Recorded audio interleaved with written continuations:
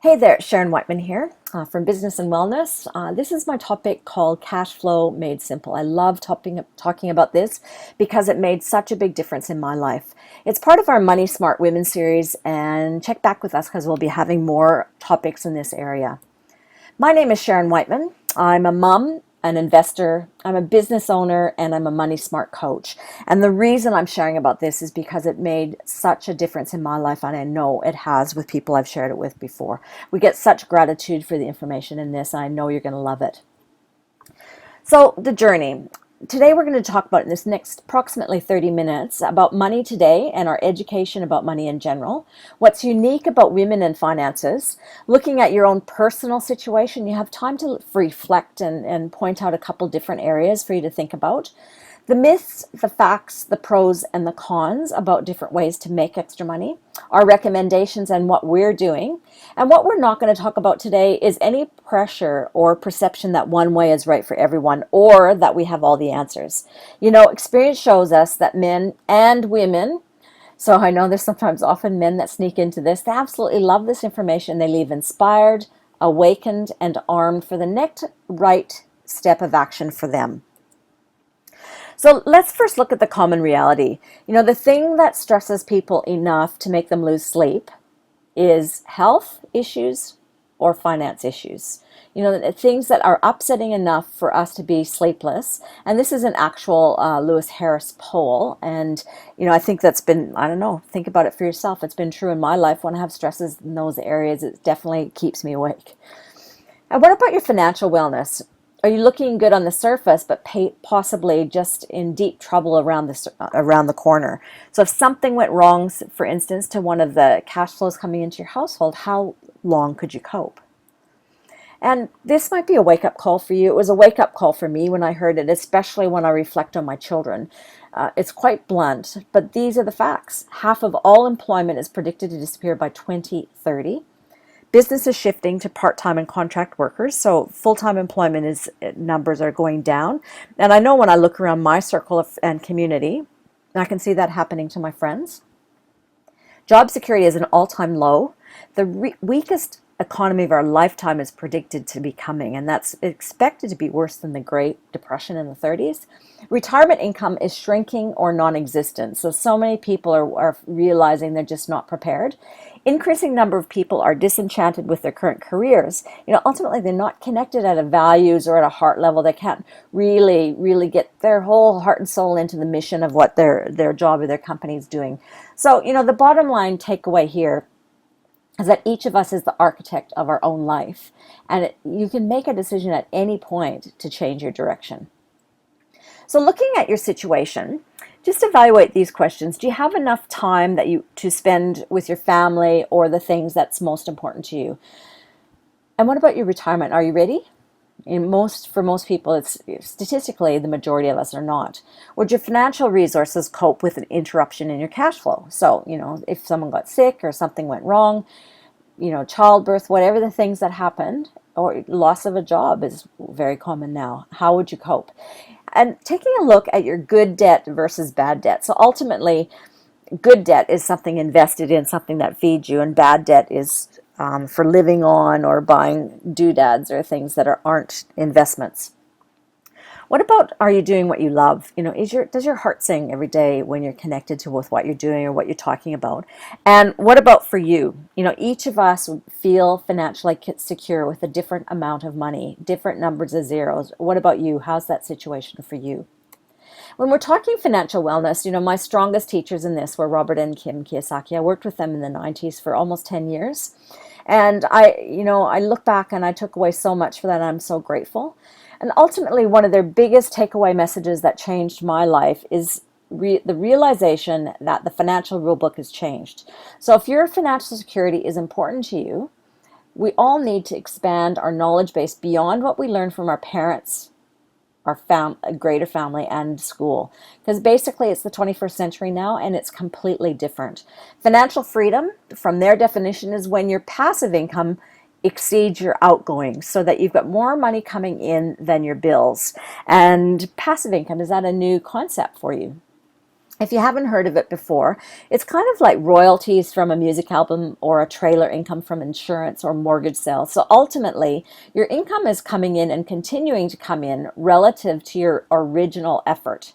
And it's coming in, we call it kind of 20 earn while you sleep, 24/7 money. So the takeaway from this slide is the residual income, this passive income will underpin your household's financial security. So even if it's not full-time income you're seeking, what if you had an extra 2 or 3 grand coming into the house? How would that give you a little safety net for if something happened unexpectedly, either a loss of an income or a sudden expense? The other education from the Kiyosaki group is this cash flow quadrant. They've got a whole book on it, and this is their exact quadrant on the right hand side here. Now, ESBI, that stands for employee, self-employed, business owner, investor, and let's just touch on them briefly. So both employee and self-employed on the left-hand side of the quadrant, they're trading time for money. There's a couple differences. Employees, both of them, employees and self-employed, no work, no pay. So if they're not working, there's no income coming in. Employees typically want security, and they get the same pay no matter how hard they work. So, you could have two people in the exact same job, and one person could be, really give it all 200% effort and will be getting paid exactly as the person who might be sloughing off and not really working hard or focusing. The other thing that's true 100% of the time is that people at the top get paid more. Now, in self-employed, they're usually small business, so again, no work, no pay, and they're usually people that want freedom when they choose it, but they find out they don't really have freedom as a reality. They usually work way more and they end up paying themselves last. Now, B and I's business owner and investor. For B, it's considered big business. So, they're saying 500 employees or more, that you can leave the business and it's still thriving and paying you whether you're working in it or not. And so ultimately that's money working for them, isn't it? And these people usually become investors. And then investors, ultimately they have money that they've earned or created and they're making their money work for them. So now their invested money in whatever they're investing is bringing in that 24/7 income. Now, an interesting fact from this is that 80% of people are on the left-hand side and 20% of people are on the right. But those 80% only control 10% of the global financial resources. And that 20% on the right-hand side of the quadrant control 90% of the wealth available globally. There's something to be learned by that, isn't there? So why are we talking women specifically today? The next economic boom will not be from the internet, China, or India, any of the emerging companies, but from empowering women. And we say specifically today, empowering women in business. So that top quote there is from Kim Kiyosaki. She's an investor in her own right, incredible educator, and champion for women and money. About women and money, historically or maybe traditionally, women haven't always been money smart. You could say we've stayed in bad relationships for money, left the financial decisions to men or experts, think we're not smart enough with money, so we stay passive in money management areas. We choose jobs or careers for child rearing flexibility or for our husband's career, rather than our own satisfaction or income potential. We often are very used to prioritizing others over ourselves. We often have been historically chosen security over money, or how about being well known for shopping? I know many people put their hand up for that one. Or being worried that we can't be spiritual and wealthy, that you have to choose one or the other. Have any of you ever felt that? There's also some disturbing statistics for women. 47% of us that are over 50 are single. Lower retirement income than that of men because a woman is away from the workforce, an average of 14.7 years as compared to 1.6 years for men. So child rearing typically is the reason for that. It impacts their income ability, doesn't it? 50% of marriages end in divorce, and in the first year after a divorce, a woman's standard of living drops on average 45%. Isn't that shocking? Out of the elderly living in poverty, 3 out of 4 are women. 58% of female baby boomers have less than $10,000 in preparation for retirement. Nearly 7 out of 10 women will at some time live in poverty, which is also shocking. And we get paid less than the men for the same job, and we get passed over for top promotions. So there is statistically less women in the top jobs. The other thing to consider, this is a bit of a joke, the time bomb part, but if you're sitting back, considering depending on a traditional retirement plan, just take this into evaluation. In order to retire with an income of $78,000 a year, which many people would consider quite modest, you need $2.6 million invested at current interest rates. So if you're retiring in 6 months from now, that's saving $333,000 a month. You better get going. But even looking at 24 years from now, you're still needing to save $3,500 a month in order to achieve that goal. Now, $78,000 might be far less than what you're thinking you'd like to retire on. So to have a think for yourself about your situation. How many paychecks do you have left? If you do the number of years you have left before you want to retire, and if you get paid fortnightly or monthly and add those up, and you might have, I had a shock. It is a reality check. There's also great news about women. We do a really good job in women, and we need to pat ourselves in business rather, and we need to pat ourselves on the back. So these are stats for Australia, they're comparable in the Western world. Women own over 500,000 of the 1.9 million small businesses in Australia. We own almost half of all home-based businesses and 1/3 of businesses operating from other locations. Women setting up business from home is the fastest growing sector of the Australian economy. 46% of women run their businesses from home, which is a 20% increase in the past 5 years. Women make or influence 80% of all purchasing decisions. And women-owned businesses have less external debt, are more profitable, and profitable much earlier than those owned by men. So this is a quote from Forbes. Women are expected to be the next global growth engine, and all of us listening today can be part of that. So if that's making sense to you, it's just pointing out the reality, isn't it? What are the options? What are your choices? So again, I'm referring back to Robert and Kim Kiyosaki, great coaches of mine. If you want to change your financial situation, educate yourself beyond what you learned at home or in school, and then take action. The take action is the most important part. So in taking action, there's kind of 3 main choices, and let's touch on each of those. So there's the share market. It's obviously a powerful choice. The things to know about it, though, in making that choice is that you need significant capital and skill development to be successful in that area. There are some free courses out there, but there's usually software investment. And there's also really typically, if you're going to invest money, you might as well get coached by the expert. So you're looking at probably $1,000 to $10,000 just to get started in that area. And then you need money to invest. And so really, if you'd like, say, for example, $50,000 annual in dividends, then you need approximately $1 million invested. So again, not only is that not achievable for some of us, but it's also high risk, isn't it? Because in these uncertain times, capital can decrease dramatically and suddenly. And what I'm talking about here today is very much about being risk adverse and making safe but powerful choices with money.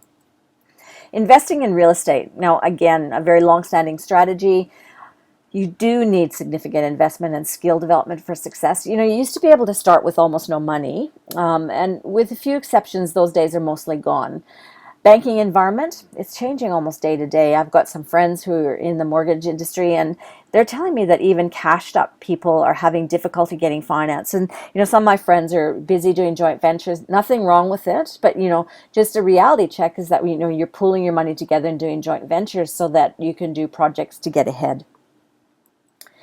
Now, another option is a traditional business. So you can start up or purchase a business. Again, you're going to be running into the same thing. Needs significant investment capital, significant skill development for success. Usually a small business, you end up staying in the S quadrant. Doesn't matter if you're loving what you're doing, but there's not possibly going to be leverage from that until you sell it years down the track, hopefully for a profit. Your overheads are high. You pay everybody else first. And then people often joke about having adult daycare centers, challenges with staffing, holiday pay, super, etc. And the success rate is variable. Even as good as you can do, there's a lot of things that can go wrong. Now, another option is franchises. They've come of age, haven't they? But again, you have to be very careful in your choices. Again, in some cases, you're buying yourself a job, which is nothing wrong with that. Again, you might need significant capital to invest, and you have to be careful because, all franchises aren't painted with the same brush. So you make sure you get good branding support and marketing support and getting started training support. And mentorship is really important. Another option is network marketing. Now let's just examine that in a little more detail.